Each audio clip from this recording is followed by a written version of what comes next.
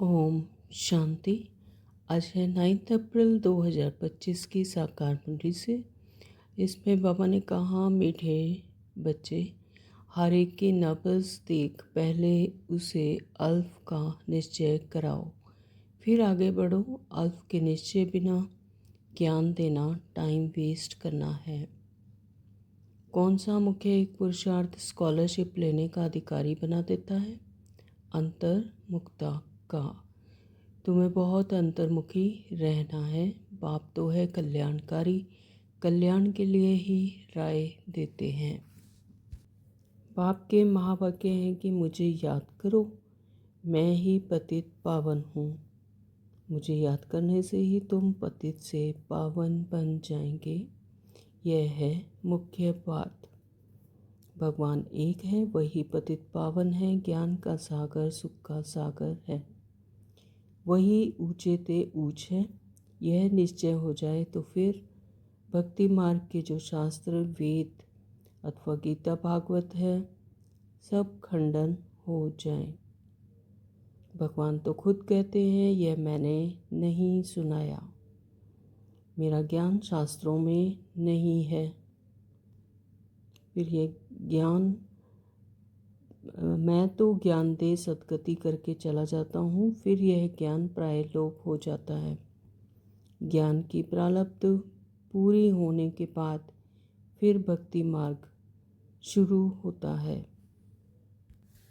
बाबा का सारी मेहनत ही इस बात में है कि बाप आते ही हैं कब्र से जगाने। शास्त्र आदि पढ़ने से तो नहीं जागेंगे। परम पिता आत्मा है, ज्योति स्वरूप, तो उनके बच्चे भी ज्योति स्वरूप हैं। परंतु तुम बच्चों की आत्मा पतित बनी है, जिस कारण ज्योति बुझ गई है। बाबा ने कहा, हम संगम युगी हैं, राजयोग सीख रहे हैं, दैवी गुण धारण करते हैं नई दुनिया के लिए। जो संगम युग पर नहीं, वह दिन प्रतिदिन तमो प्रधान बनते ही जाते हैं। समझने वाले भी नंबरवार हैं। बाबा रोज पुरुषार्थ कराते हैं, निश्चय बुद्धि विजयंती। बाबा ने कहा कि अल्फ का निश्चय नहीं तो बाकी बे ते में जाना टाइम वेस्ट करना है। बाप कहते हैं, जब मेरी निंदा पूरी होने का समय होता है तब मैं आता हूँ। आधा कल्प उन्हों को निंदा करनी ही है, जिनकी भी पूजा करते ऑक्यूपेशन का पता नहीं। बाबा ने कहा, योग में बिल्कुल नहीं रहते तो विकर्म भी विनाश नहीं होते हैं, धारणा नहीं होती है। मुख्य बात ही है एक बाप को याद करना। जो बच्चे ज्ञानी तू आत्मा के साथ साथ योगी नहीं बनते हैं, उन्हें देह अभिमान का अंश जरूर होगा। योग के बगैर समझाना कोई काम का नहीं। देह अभिमान में आकर किसी न किसी को तंग करते रहेंगे। बाप कहते हैं, ज्ञानी तू आत्मा तो हो, परंतु योग कम है। बाप समझाते हैं, चार्ट रखो, मुख्य है ही योग की बात। जो बच्चे योग में कच्चे हैं, वह देह अभिमान में आकर रूसते और लड़ते झगड़ते रहेंगे। जो पक्के योगी हैं, उनकी चलन बड़ी रॉयल शानदार होगी। बहुत थोड़ा बोलेंगे, यज्ञ सर्विस में भी रुचि रहेगी। यज्ञ सर्विस में हड्डियाँ भी चली जाएं। बाप कहते हैं, मैं भारत खंड में ही आता हूँ, भारत को ही आकर ऊंचा बनाता हूँ। यहाँ बैठे हो तो भी बुद्धि में रहे, यह सृष्टि चक्कर जो मुआफिक कैसे फिरता रहता है, सेकंड सेकंड टिक टिक होती रहती है। ड्रामानुसार ही सारा पार्ट बज रहा है। एक सेकंड पास हुआ, ख़त्म, रोल होता जाता है। बहुत आहिस्ते आहिस्ते फिरता है। यह है बेहद का ड्रामा। बाबा ने समझाया, आत्मा को अब घर जाना है। देह के सब संबंध छोड़ देने जितना हो सके बाप को याद करते रहो। यह पुरुषार्थ है गुप्त। मुक्तिधाम जीवन मुक्तिधाम में तो दुख दर्द होता ही नहीं। दिन प्रतिदिन अच्छी बातें समझाई जाती हैं। आपस में भी यही बातें करो। लायक भी बनना चाहिए। राजा रानी का पद पाने में मेहनत है। जो मेहनत करेंगे वही उच्च पद पाएंगे। मेहनत करें तब रजाई में जा सकते। नंबर 1 को ही स्कॉलरशिप मिलती है। लक्ष्मी नारायण स्कॉलरशिप लिए हुए हैं, फिर है नंबरवार। बहुत बड़ा इम्तिहान है। स्कॉलरशिप की ही माला बनी हुई है। 8 रत्न है ना, 8 हैं, फिर 100 हैं, फिर 16,000। तो बाबा कहते कितना पुरुषार्थ करना चाहिए माला में पिरोने के लिए। अंतर्मुखी रहने का पुरुषार्थ करने से स्कॉलरशिप लेने के अधिकारी बन जाएंगे। तुम्हें बहुत अंतर्मुखी रहना है। बाबा ने कहा बच्चों को याद का चार्ट रखना है। हमको अब वापस घर जाना है। आत्मा इतनी छोटी, उसमें इतना कितना पार्ट है, वंडर है ना। यह सारा अविनाशी ड्रामा है। ड्रामा में एक एक मनुष्य का एक एक चीज़ का पार्ट नूंदा हुआ है। तो बाबा कहते हैं अंत तो पाया है, परंतु यह है अनादि। कितनी चीज़ें हैं, इनको कुदरत कहें। ईश्वर की कुदरत भी नहीं कह सकते। वह कहते हैं हमारा भी इसमें पार्ट है। दाना के लिए मुख्य सार में बाबा ने कहा कि योग में बहुत मेहनत है। ट्रायल करके देखना है कि कर्म में कितना समय बाप की याद रहती है। याद में रहने से ही कल्याण है। नंबर 2 बाबा ने कहा कि महीन बुद्धि से इस ड्रामा के राज को समझना है। यह बहुत बहुत कल्याणकारी ड्रामा है। जो बोलते हैं वह करते हैं, वह फिर 5,000 वर्ष बाद रिपीट होगा। इसे यथार्थ समझ खुशी में रहना है। वरदान दिया है अपने श्रेष्ठ जीवन द्वारा परमात्म ज्ञान का प्रत्यक्ष प्रूफ देने वाले माया प्रूफ भव।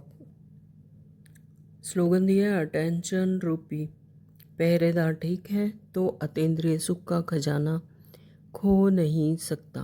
ओम शांति।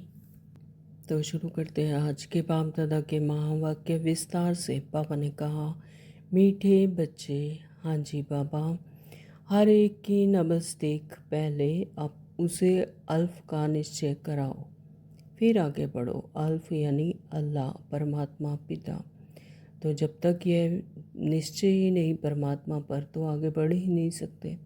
तो बाबा कहते हैं हर एक की नब्ज़ देख, तो पहले उसकी नब्ज़ देखनी है। कोई भी आत्मा उसकी नब्ज़ देख कर ही उसको परम पिता परमात्मा का निश्चय कराओ। जब निश्चय होगा तो वह स्वयं ही आगे बढ़ेंगे।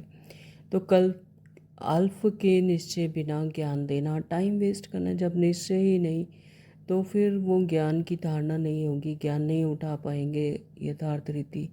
क्योंकि जब निश्चय है कि हाँ परम पिता परमात्मा हमें पढ़ाने आए हैं और परम पिता परमात्मा से ही हम डायरेक्ट ज्ञान लेते हैं, जब ये समझ आ जाए, जब ये निश्चय हो जाए, तो फिर ज्ञान की धारणा करना कोई भी मुश्किल नहीं है, फिर मेहनत नहीं है, फिर आराम से आसानी से सहजता से ज्ञान धारण हो जाता है। तो बाबा कहते फिर आगे बढ़ो। जब ये निश्चय हो जाए, अल्फ पे निश्चय हो जाए, फिर आगे बढ़ो। अल्फ के निश्चय बिना तो ज्ञान देना टाइम वेस्ट करना है। स्थूल में भी अल्फ यानी अल्फ़ाबेट, तो जब अल्फ़ाबेट ही नहीं होगा तो फिर बाकी ज्ञान कैसे धारण कर सकेंगे। तो इसी तरह से यहाँ पर भी रूहानी पढ़ाई में सबसे पहले तो परमात्मा पर, परमपिता परमात्मा पर निश्चय होगा, तभी हम आगे की धारणा ज्ञान ले सकेंगे, आगे की धारणा हो पाएगी। प्रश्न किया कौन सा मुख्य एक पुरुषार्थ स्कॉलरशिप लेने का अधिकारी बना देता है। तो उत्तर दिया है इसमें कि अंतर्मुखता का। तुम्हें बहुत अंतर्मुखी रहना है। अंतर मुक्ता, अंतर्मुक्ता यानी अंदर की तरफ मुख, यानी आत्मा जब बाहर की दुनिया से अपने आप को समेट कर अपने ही अंदर झांकना, अपने ही तरफ मुख करना, उसे कहते हैं अंतर्मुक्ता, है ना, स्वयं को ही देखना। तो तुम्हें बहुत अंतर्मुखी रहना है, स्वयं को ही देखना है, अंतर्मुखी रहना है, सारी दुनिया की तरफ नहीं, मुख कहाँ हो, अपनी तरफ। तो बाप तो है कल्याणकारी, कल्याण के लिए ही राय देते हैं। जो अंतर्मुखी योगी बच्चे हैं वह कभी देह अभिमान में आकर रूसते व लड़ते नहीं। तो रूसना और लड़ना ये भी क्या है, देह अभिमान है, विकार है। तो देह में होंगे तभी मैं मेरा में फंसेंगे, रूसना लड़ना ये भी कब होगा, जब देह अभिमान में, जब अपने आप को देह मान लेते हैं। जब हैं ही आत्मा तो फिर इन सब चीज़ों से उपराम, तो उनकी चलन बड़ी रॉयल शानदार होती है। किनकी, जो देही अभिमानी, जो अंतर्मुखी योगी बच्चे होंगे, बाबा कहते हैं उनकी चलन बड़ी रॉयल शानदार होती है। बहुत थोड़ा बोलते हैं, तो ज़्यादा आवाज़ में भी नहीं जाएंगे।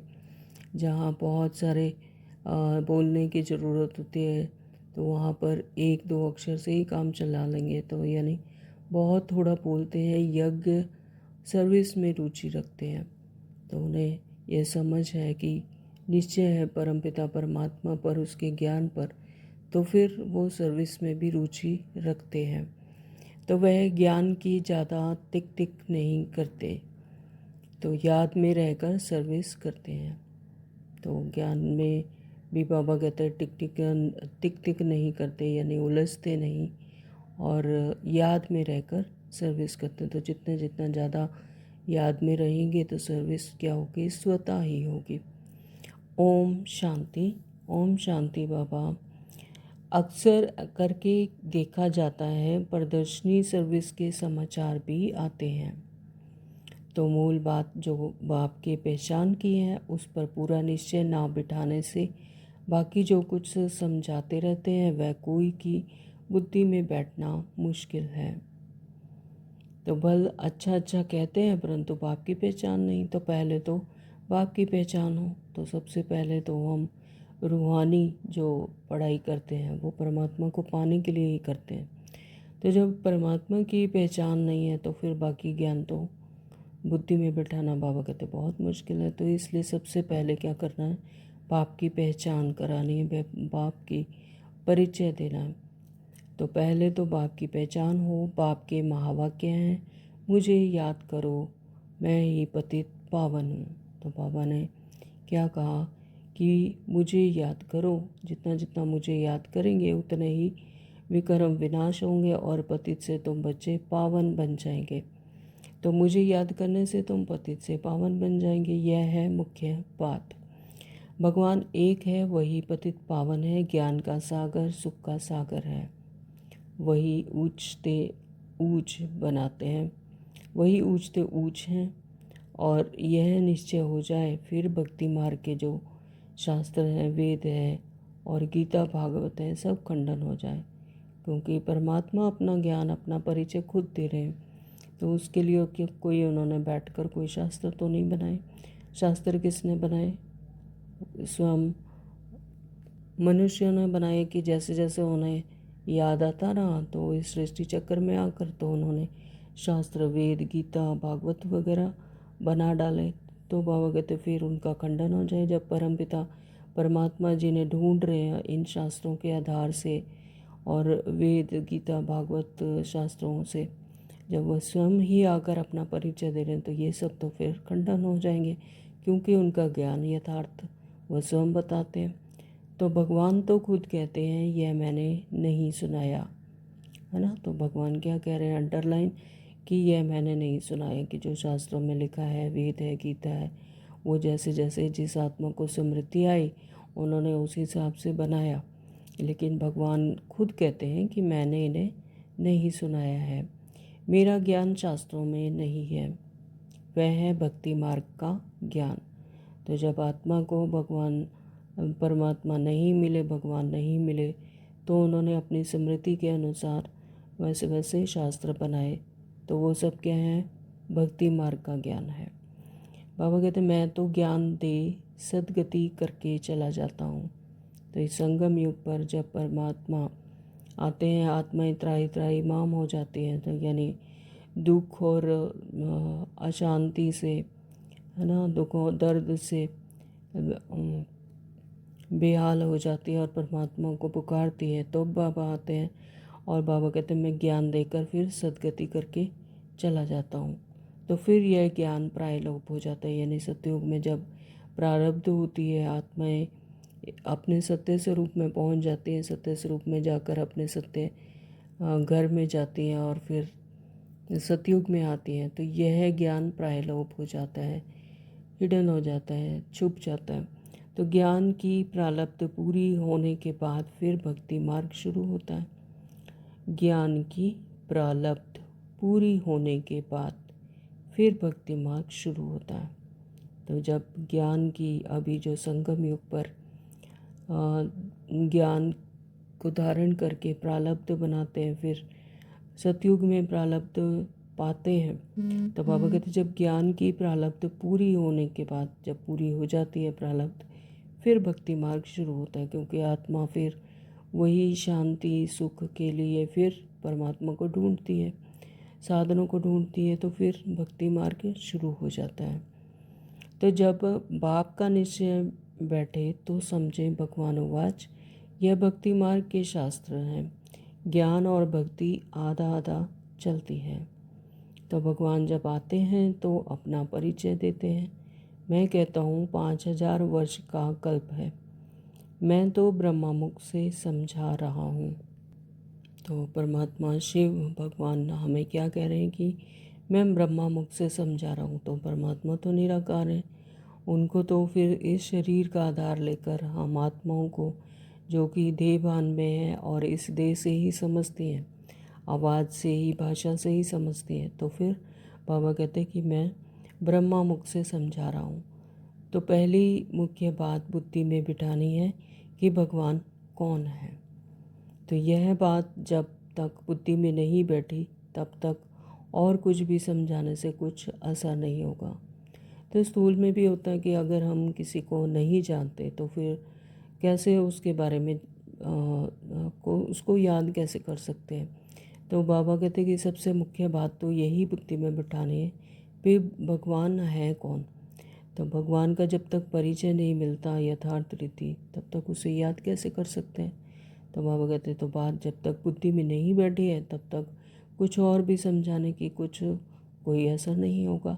सारी मेहनत ही इस बात में है कि पाप आते ही हैं कब्र से जगाने के लिए। तो अभी जैसे कि आत्माएं अपने सत्य स्वरूप को नहीं जानती, अपने आप को नहीं जानती, तो जैसे कब्र में है, तो जैसे कब्र में होती है, उसका कोई वश नहीं, जैसे उसको उसमें रखा वो वैसे का वैसे ही रहता। उसी तरह से यहाँ पर आत्मा जब तक अपने सत्य स्वरूप को नहीं जानती, परमात्मा को नहीं जानती, तो जैसे वो कब्र में है, उसका कोई वश नहीं चलता।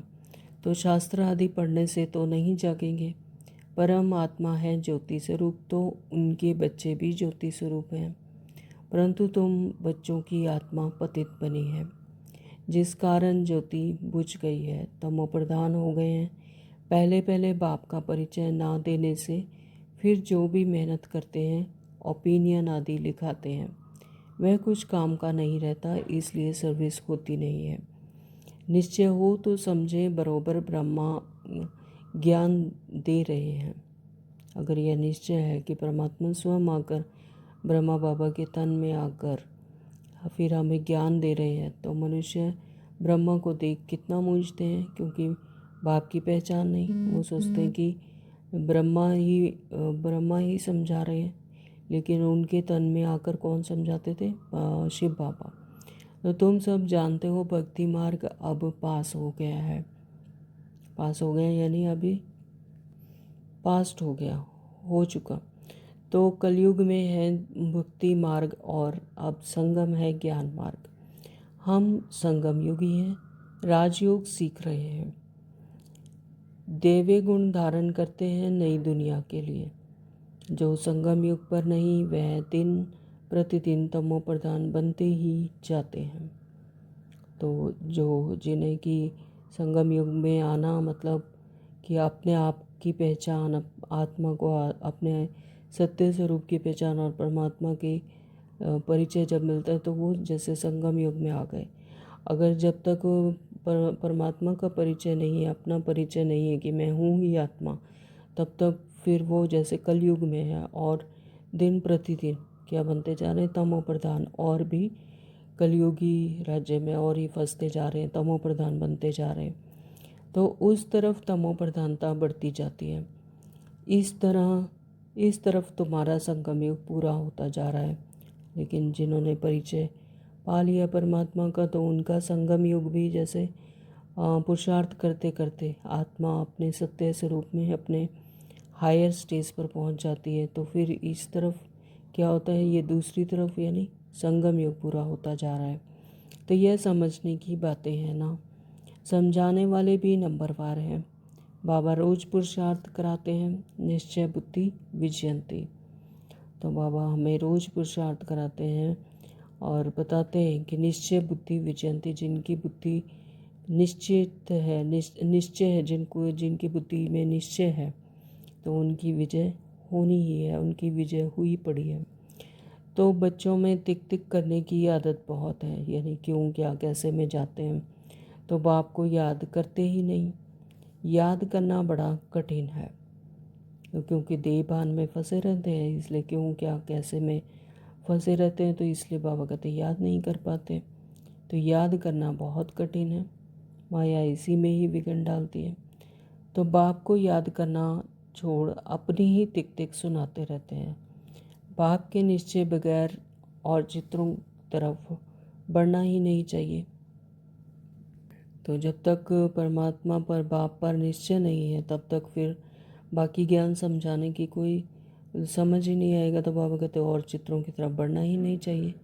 निश्चय नहीं तो कुछ समझेंगे नहीं।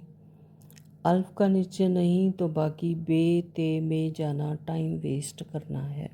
तो स्थूल में भी ऐसा ही होता है कि जब तक अल्फ़ाबेट्स की ही नॉलेज नहीं है, तो फिर आगे तो ज्ञान नहीं पढ़ते हैं। तब तक जब तक अल्फ़ाबेट नहीं सीखते तब तक आगे ज्ञान नहीं चलता। तो इसी तरह से बाबा कहते कि अल्फ का निश्चय नहीं, यानी परमात्मा पर निश्चय नहीं, तो बाकी बेते में, तो बाकी ज्ञान धारणा के में जैसे जाना मतलब टाइम वेस्ट करना है। तो सबसे पहले है परमात्मा पर निश्चय। किसकी नब्ज़ को जानते नहीं, ओपनिंग करने वाले को भी पहले बाप का परिचय देना है। यह है ऊंचते ऊंच बाप ज्ञान का सागर।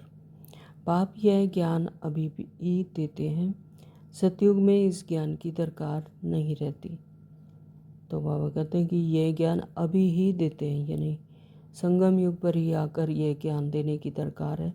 लेकिन सतयुग में तो ज्ञान की कोई दरकार ही नहीं रहती, वहाँ तो आत्मा संपूर्ण संपन्न होती है, तो वहाँ ज्ञान की कोई दरकार ही नहीं। अपने आप में ही आत्मा संपूर्ण होती है, उसे अपने आत्मिक समृद्धि होती है। तो पीछे शुरू होती है भक्ति, फिर द्वापर से भक्ति शुरू हो जाती है। जब आत्मा की परसेंटेज डाउन हो जाती है, आत्मा अपने आप को देव समझना शुरू कर देती है, फिर भक्ति शुरू होती है। बाप कहते हैं जब मेरी निंदा पूरी होने का समय होता है तब मैं आता हूँ। तो जब बाबा को सर्वव्यापी कह देते हैं, तो बाबा कहते हैं कि मेरी निंदा करते हैं। तो निंदा जब पूरी होती है तब मैं आता हूँ, यानी भक्ति कलयुग के लास्ट में। तो आधा कल्प उन्हों को निंदा करनी ही है। तो यह भी ड्रामा में जैसे नूंद है कि आधा कल्प उनको निंदा करनी ही है। जिनकी भी पूजा करते ऑक्यूपेशन का पता नहीं। तुम बच्चे बैठ समझाते हो, परंतु खुद का ही बाबा से योग नहीं तो औरों को क्या समझा सकेंगे। हाँ, तो बाबा आज उलाहना दे रहे हैं बच्चों को कि जो खुद बैठकर याद नहीं करते, बाबा का योग नहीं है, तो फिर दूसरों को क्या समझा सकेंगे। बल शिव बाबा कहते हैं, परंतु योग में बिल्कुल रहते नहीं तो विक्रम भी विनाश नहीं होते। तो ज़्यादा से ज़्यादा क्या करना है, परमात्मा की याद में रहना, चलते फिरते हर एक सेकंड को सफल करना है, योग में रहना है। बुद्धि योग परमात्मा से ही लगा रहे। बाबा कहते तब विक्रम विनाश होते हैं। धारणा नहीं होती। विकर्म के बिना अगर याद नहीं करेंगे तो ना विकर्म विनाश होंगे ना धारणा होती है। मुख्य बात ही है एक बात को याद करना। जो बच्चे ज्ञानी तो आत्मा के साथ साथ योगी नहीं बनते हैं, उनमें देह अभिमान का अंश जरूर होगा। तो योग के बगैर समझाना कोई काम का नहीं। तो जब तक धारणा नहीं है अंदर, तो बाबा कहते योग नहीं है, तो उसके बिना फिर समझाना किसी काम का नहीं है। तो जैसे जैसे योग होगा आत्मा को, तो फिर यथार्थ रीति योग होगा, यानी परमात्मा की याद है, परमात्मा के साथ कंबाइंड स्वरूप है, तब जैसे परमात्मा ही समझा रहे हैं। तो फिर देह अभिमान में आकर किसी न किसी को तंग करते रहेंगे कि अगर योग नहीं है तो फिर देह अभिमान में है, और फिर देह अभिमान से किसी न किसी को तंग करते रहेंगे। तो बच्चे भाषण अच्छा करते हैं तो समझते हैं हम ज्ञानी तू आत्मा है। बाप कहते हैं ज्ञानी तू आत्मा तो हो, परंतु योग कम है, योग पर पुरुषार्थ बहुत कम है। तो ये बाबा आज बार बार इसी बात पर ध्यान दिलवा रहे हैं कि योग में ज़रूर रहना है, योग ज़्यादा से ज़्यादा करना है। बाप कितना समझाते हैं चार्ट रखो, मुख्य है ही योग की बात, तो मेन बात है योग की। तो बच्चों में ज्ञान के समझाने का शौक़ तो है, लेकिन योग नहीं है। तो योग बगैर विकर्म विनाश नहीं होंगे, फिर पद क्या पाएंगे। तो आज बाबा योग के बारे में बार बार ध्यान दिला रहे हैं कि योग जब तक नहीं होगा तब तक विकर्म विनाश नहीं होंगे। तो 1 मिनट के लिए सभी अशरीरी होकर परमात्मा की याद में बैठेंगे। मैं आत्मा बिंदु स्वरूप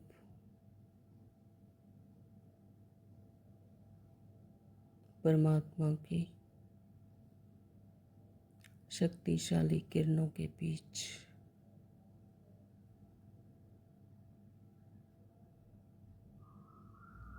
स्वयं को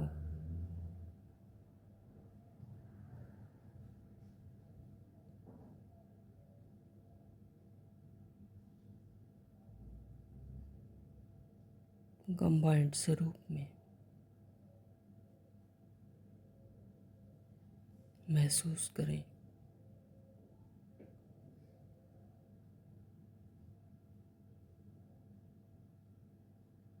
मेरे चारों तरफ परमात्मा की शक्तिशाली किरणें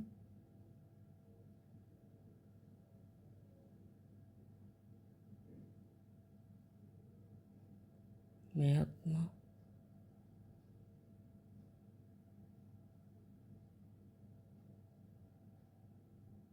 सबको संपूर्ण संपन्न स्थिति में अनुभव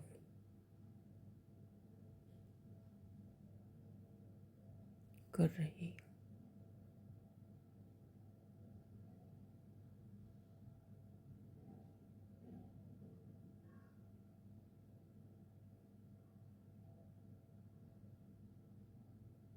ओम शांति। तो बाबा ने कहा कि योग में बहुत बच्चे फेल हैं, समझते हैं हम 100% हैं, परंतु बाबा कहते 2% हैं। हाँ, तो बाबा आज बच्चों को बता रहे हैं कि योग में नहीं रहते हो तो समझते हैं कि हम 100% हैं, लेकिन बाबा कहते हैं कि तुम सिर्फ 2% हो। तो बाबा खुद बतलाते हैं भोजन खाते समय याद में रहता हूँ, फिर भूल जाता हूँ। स्नान करता हूँ तो भी बाबा को याद करता हूँ, भल उनको उनका बच्चा हूँ फिर भी याद भूल जाती है। तो बाबा ब्रह्मा बाबा अपनी बात बता रहे हैं कि मैं भोजन खाते समय याद में रहता हूँ लेकिन फिर भूल जाता हूँ, स्नान करता हूँ फिर बाबा को याद करता हूँ, भल उनका बच्चा हूँ फिर भी याद भूल जाती है। तो क्योंकि 63 जन्मों से इस देह की आदत पड़ी हुई है, तो फिर बार बार इसीलिए देह में आ जाते हैं। तो जब स्थूल दुनिया में आ जाते हैं, स्थूल दुनिया की बातें याद आती हैं, तो फिर परमात्मा को भूल जाती है आत्मा। समझते हो यह तो नंबर 1 में जाने वाला है, ज़रूर ज्ञान और योग ठीक होगा। तो ब्रह्मा बाबा बता रहे हैं कि ऐसे बाकी बच्चे समझते होंगे कि ये तो नंबर 1 में जाने वाला है, तो इसलिए इनका तो ज्ञान और योग ठीक होगा। फिर भी बाबा कहते हैं योग में बहुत मेहनत है, ट्रायल करके देखो फिर अनुभव सुनाओ। तो समझो दर्जी कपड़ा सिलाई करते हैं तो देखना चाहिए बाप की याद में रहता हूँ। तो यानी कहने का मतलब कि जो स्थूल काम है, जो भी काम कर रहे हैं वो कर्म तो करना ही है, तो कर्म में करते हुए भी बुद्धि योग परमात्मा से लगा रहे। कि अगर कोई दर्जी है, अगर वो कपड़ा भी सिलाई कर रहा है लेकिन बुद्धि से तो याद में रह सकते हैं, तो बाबा कहते देखना चाहिए कि बाप की याद में रहता हूँ। बहुत मीठा माशूक है, उनको जितना याद करेंगे तो हमारे विकर्म विनाश होंगे, तो हम सतो प्रधान बन जाएंगे। अपने को देखें हम कितना समय याद में रहता हूँ। बाबा को रिज़ल्ट बतानी चाहिए। याद में रहने से ही कल्याण होगा, बाकी जास्ती समझाने से कल्याण नहीं होगा। समझते कुछ नहीं है। अल्फ बगैर काम कैसे चलेगा। एक अल्फ का पता नहीं, बाकी तो बिंदी बिंदी हो जाती है, तो अल्फ के साथ बिंदी देने से फ़ायदा होता है। योग नहीं तो सारा दिन टाइम वेस्ट करते रहते हो। तो योग होगा तो ज्ञान भी अपने आप ही धारणा होगी, अपने आप ही समझ आएगा, एक एक पॉइंट अपने आप ही खुलता जाएगा अंदर से बुद्धि, है ना। तो अगर योग नहीं है तो बाबा कहते हैं जैसे टाइम वेस्ट करना। तो बाप को तो तरस पड़ता है, यह क्या पद पाएंगे, तकदीर में नहीं तो बाप भी क्या करें। बाप तो घड़ी घड़ी समझाते हैं दैवी गुण अच्छे रखो, बाप की याद में रहो। याद बहुत ज़रूरी है, याद से लव होगा तभी श्रीमत पर चल सकेंगे। तुम यहाँ आए हो यह लक्ष्मी नारायण बनने दो। मेन जो टारगेट दिया बाबा ने लक्ष्मी और नारायण बनने का, यानी उनकी तरह ही पुरुषार्थ करा अपनी हायर स्टेज पर पहुंचने का। तो बाबा कहते हैं इसमें मेहनत है। बल स्वर्ग में जाएंगे परंतु सजाएं खाकर फिर पिछाड़ी में आकर पद पाएंगे थोड़ा सा। तो बाबा कहते हैं कि अगर स्वर्ग में चले भी गए लेकिन अगर सजाएं खाकर गए तो फिर तो वो लास्ट में आएंगे और थोड़ा सा पद ही पाएंगे, है ना। तो बाबा तो सब बच्चों को जानते हैं ना। जो बच्चे योग में कच्चे हैं वह देह अभिमान में आकर रूसते और लड़ते झगड़ते रहेंगे। जो पक्के योगी हैं उनकी चलन बड़ी रॉयल और शानदार होगी। तो बाबा ने यहाँ पर बच्चों की क्वालिटीज़ बता रहे हैं कि जो पक्के योगी हैं, यानी हमेशा बुद्धि योग परमात्मा से लगा रहता, तो उनकी चलन बड़ी रॉयल और शानदार होगी। बहुत थोड़ा बोलेंगे, कम बोलते हैं। तो यज्ञ सर्विस में भी रुचि रहेगी और यज्ञ सर्विस में हड्डियाँ भी चली जाएं।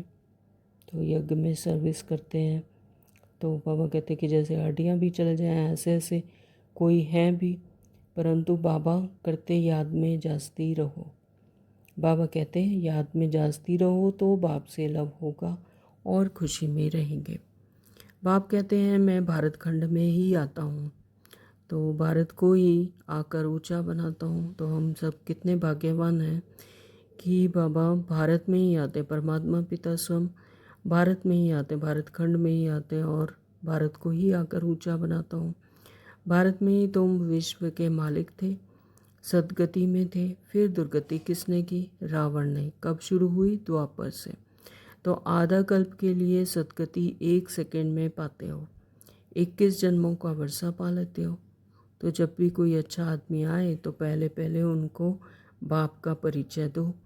बाप कहते हैं बच्चे इस ज्ञान से ही तुम्हारी सदगति होगी।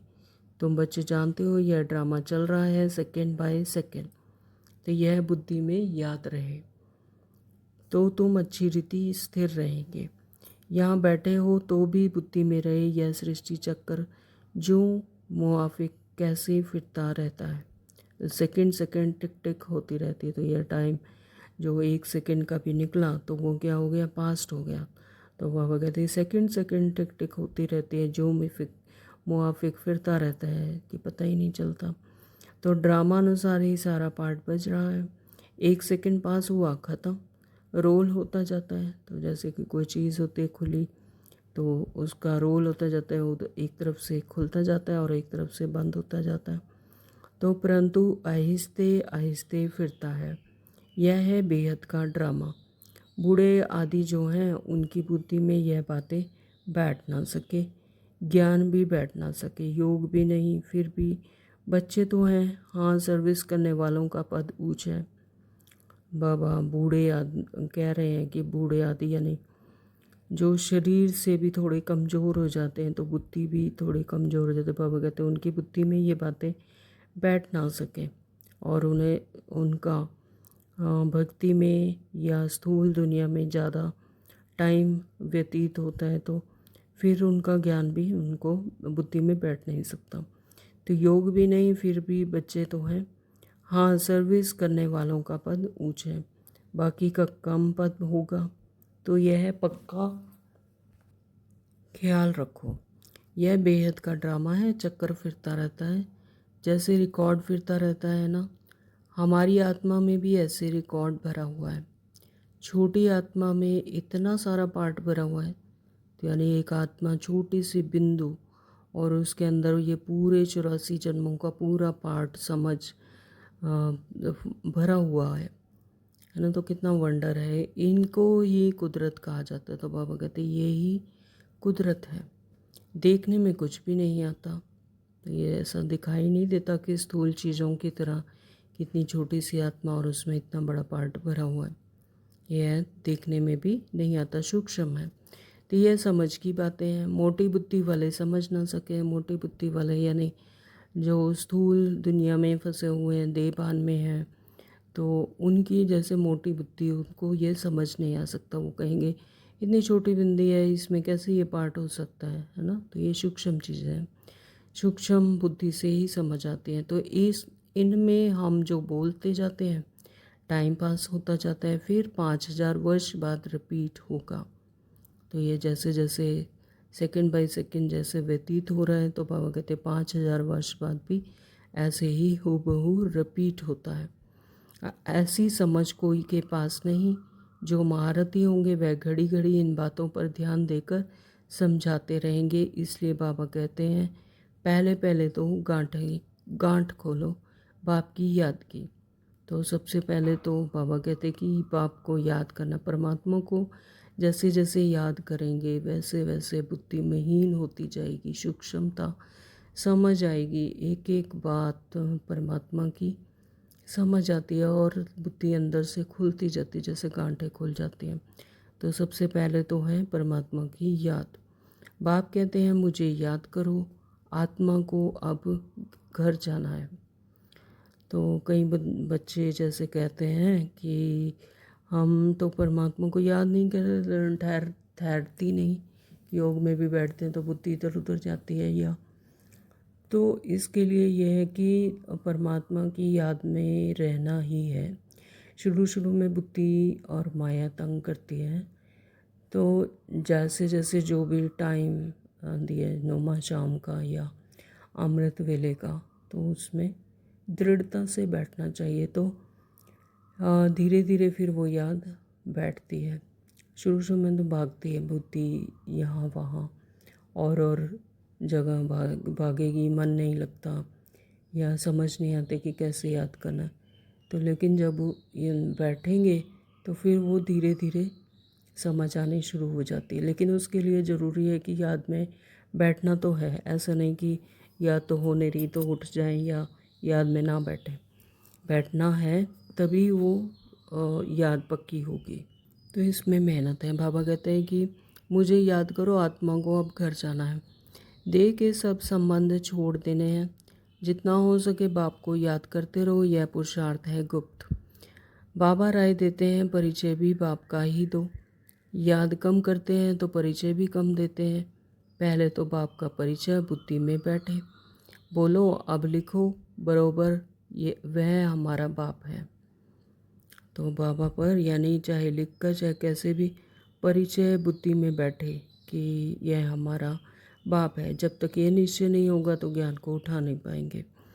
तो देह सहित सब कुछ छोड़ एक बाप को याद करना है। याद से ही तुम तमो प्रधान से सतो प्रधान बनेंगे। मुक्तिधाम, जीवन मुक्तिधाम में तो दुख दर्द होता ही नहीं। तो ना तो मुक्तिधाम में और ना ही जीवन मुक्तिधाम में। मुक्तिधाम यानी शांतिधाम और परम धाम, और जीवन मुक्तिधाम यानी सतयुग। तो वहाँ पर तो दुख और दर्द होता ही नहीं, क्योंकि विकार ही नहीं होते। पवित्र होती है आत्मा, तो वहाँ पर तो है ही सुख, आनंद, है ना। तो दिन प्रतिदिन अच्छी बातें समझाई जाती हैं। आपस में भी यही बातें करो। तो जैसे स्कूल में भी दिखाते हैं कि जो जिस फैकल्टी का स्टूडेंट होता है तो वो उसी तरह की बात करते हैं। यानी साइंस के स्टूडेंट होंगे तो उनकी बात सुनेंगे तो वो साइंस की बातें करते हैं, या उनकी बोलचाल में भी उसी तरह की टर्म्स यूज़ होना शुरू हो जाती हैं, है ना। हिस्ट्री के बच्चे होंगे तो वो हिस्ट्री की बातें करेंगे और उनकी टर्म्स जो बोलचाल होगी तो उसमें वो टर्म्स यूज़ करते हैं। तो इसी तरह से बाबा कहते हैं कि यहाँ पर जो रूहानी पढ़ाई करते हैं तो उनकी भी आपस में बात उसी तरह की होती है, ज्ञान की ही बातें होंगी। तो बाबा कहते हैं आपस में यही बातें करो, लायक भी बनना चाहिए ना। तो ब्राह्मण होकर और बाप की रूहानी सेवा ना करें तो क्या काम का। पढ़ाई को तो अच्छी रीति धारण करना चाहिए ना। बाबा जानते हैं बहुत हैं जिनको एक अक्षर की भी धारण नहीं होता है, यथार्थ रीति बाप को याद करते नहीं हैं। राजा रानी का पद पाने में मेहनत है। तो बाबा कहते हैं राजा रानी का पद पाना यानी हायर स्टेज पर जाना है, तो पापा कहते हैं इसमें मेहनत है। जो मेहनत करेंगे वही उच्च पद पाएंगे। मेहनत करें तब रजाई में जा सकते हैं। नंबर 1 को ही स्कॉलरशिप मिलती है। तो क्या है अंडरलाइन, नंबर 1 को ही स्कॉलरशिप मिलती है। तो जितना जितना उच्च पद पाएंगे, जितना परमात्मा को याद करेंगे, आत्मा की हायर स्टेज होगी, वह उन्हीं को फिर स्कॉलरशिप मिलती है। यह लक्ष्मी नारायण स्कॉलरशिप लिए हुए हैं। तो जो लक्ष्मी नारायण वो उनकी हायर स्टेज, उनकी हाईएस्ट प्रारब्ध उन्होंने पाई, तो उनको वो बाबा कहते कि उन्होंने स्कॉलरशिप लिए हुए हैं। फिर है नंबरवार, उसके बाद में फिर नंबरवार बच्चों की जैसे जैसे परसेंटेज है उस हिसाब से। तो बहुत बड़ा इम्तिहान है ना। तो यह भी क्या है, एक बहुत बड़ी परीक्षा है, इम्तिहान है। स्कॉलरशिप की ही माला बनी हुई है। 8 रतन है ना, 8 हैं, फिर हैं 100, फिर हैं 16,000। तो यहाँ पर माला बनी हुई है। पहले 8 रतन है, फिर 100 रतन हैं जिनकी हाईएस्ट स्टेज है, फिर हैं 16,000। तो सबसे पहले 8, फिर है 100, फिर है 16,000। तो कितना पुरुषार्थ करना चाहिए माला में पिरोने के लिए। तो अंतर्मुखी रहने का पुरुषार्थ करने से स्कॉलरशिप लेने के अधिकारी बन जाएंगे।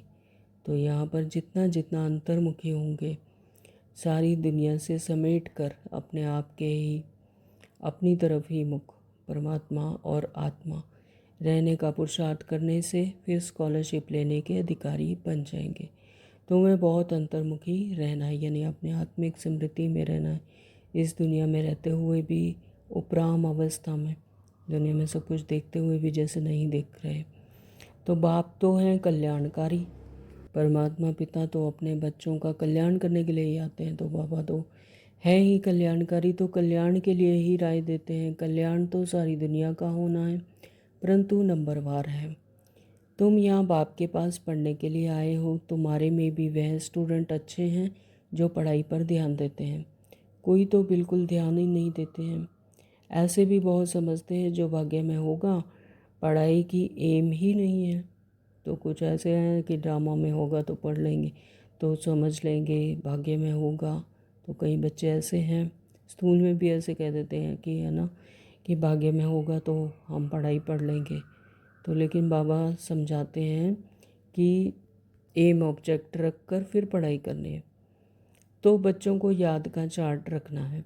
हमको अब वापस घर जाना है। ज्ञान तो यहाँ ही छोड़ जाएंगे।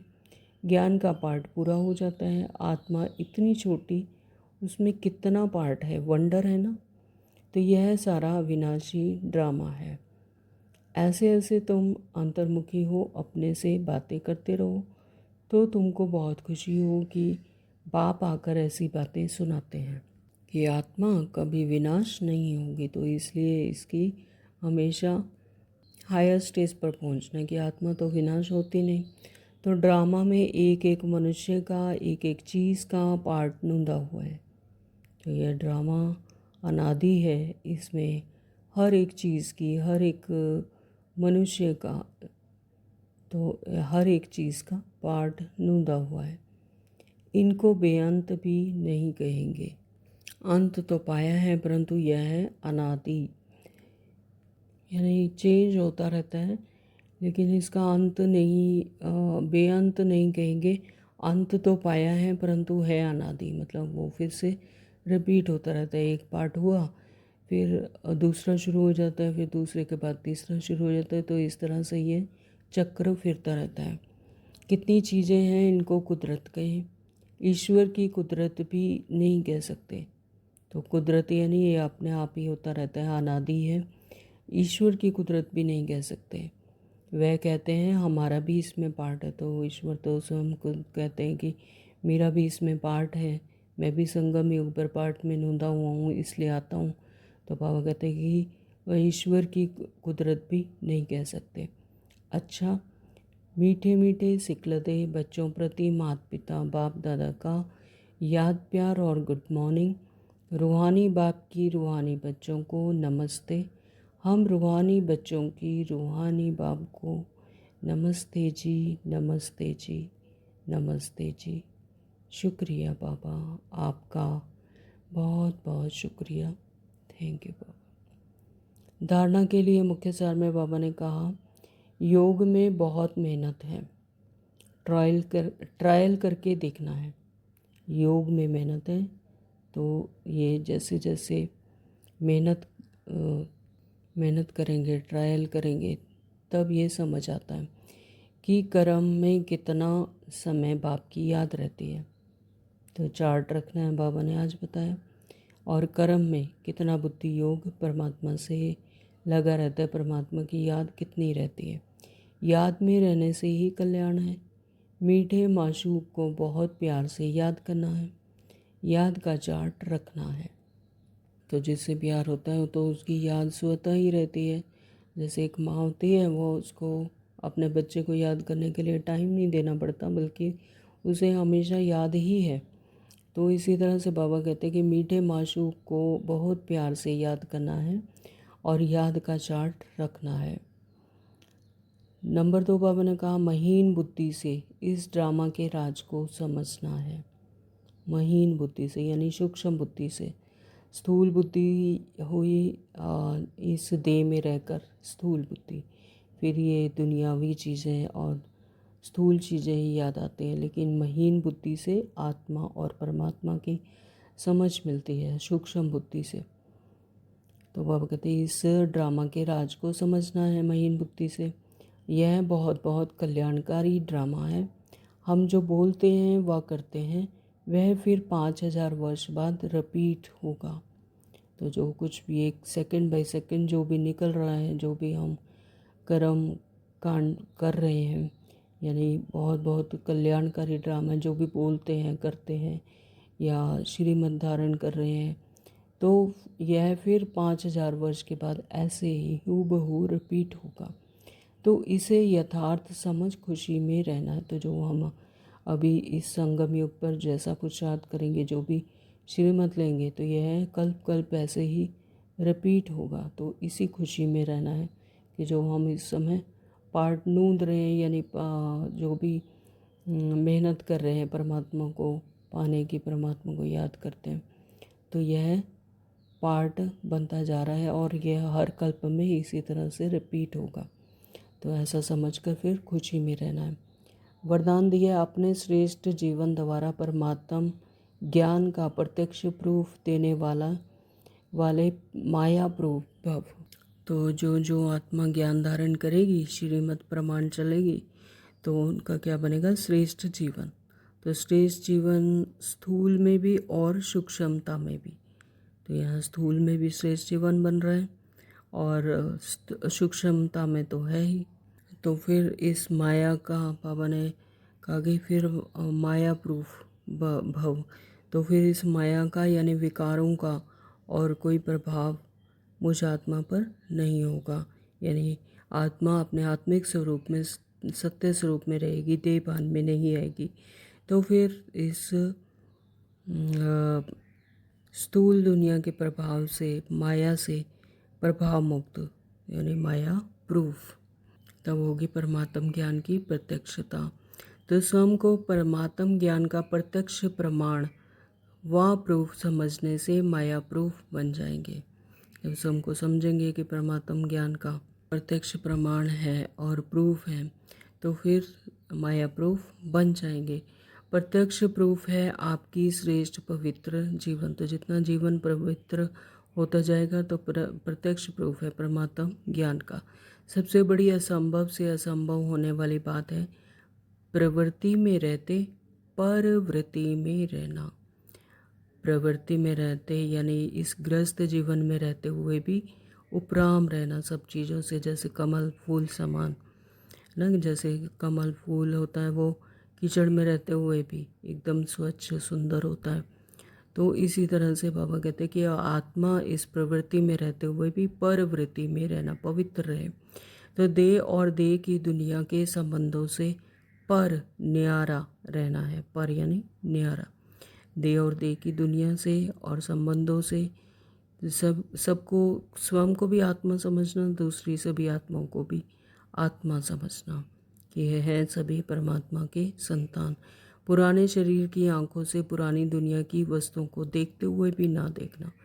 पुराने शरीर यानी देहभान में आकर तो स्थूल चीज़ों को देखते हुए भी नहीं देखना, अर्थात संपूर्ण पवित्र जीवन में चलना।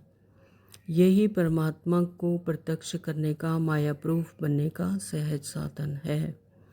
स्लोगन दिया है, अटेंशन रूपी पहरेदार ठीक है तो अतीन्द्रिय सुख का खजाना खो नहीं सकता। अटेंशन रूपी यह पहरेदार यानी अपनी हर एक इंद्रियों पर पूरा अटेंशन, तब फिर क्या मिलेगा? इंद्रियों से परे का सुख, अतीन्द्रिय सुख। तो बाबा कहते हैं जब अटेंशन रूपी पहरेदार ठीक है, तो यानी हर कर्म इंद्रियों पर पूरा अटेंशन है, तो फिर अतीन्द्रिय सुख का खजाना खो नहीं सकता। ओम शांति। आज के अव्यक्त इशारे हैं, कंबाइंड रूप की स्मृति से सदा विजयी बनो। बाप को कंपेनियन तो बनाया है, अब उसे कंबाइंड रूप में अनुभव करो। कंपेनियन बनाया यानी साथी बनाया है, और अब उसे क्या करो? कंबाइंड स्वरूप में अनुभव करो। और इस अनुभव को बार बार स्मृति में लाते लाते स्मृति स्वरूप बन जाओ कि जैसे परमात्मा वैसे ही मैं उसकी गोद में बैठी हुई आत्मा। तो जैसे परमात्मा ज्ञान का सागर, आनंद का सागर, सुख का सागर, तो उसी तरह से मैं भी आत्मा, परमात्मा की संतान, उसकी गोद में बैठी हुई, उसी तरह से मास्टर सर्वशक्तिमान, मास्टर आनंद का सागर, मास्टर ज्ञान का सागर। वो कहते हैं ऐसा अनुभव करते करते बार बार स्मृति में लाते लाते स्मृति स्वरूप बन जाओ। बार बार चेक करो कि मैं कंबाइंड हूँ, किनारा तो नहीं कर लिया। जितना कंबाइंड रूप का अनुभव बढ़ाते जाएंगे उतना ब्राह्मण जीवन बहुत प्यारी और मनोरंजक अनुभव होगी। ओम शांति। Thank you Baba.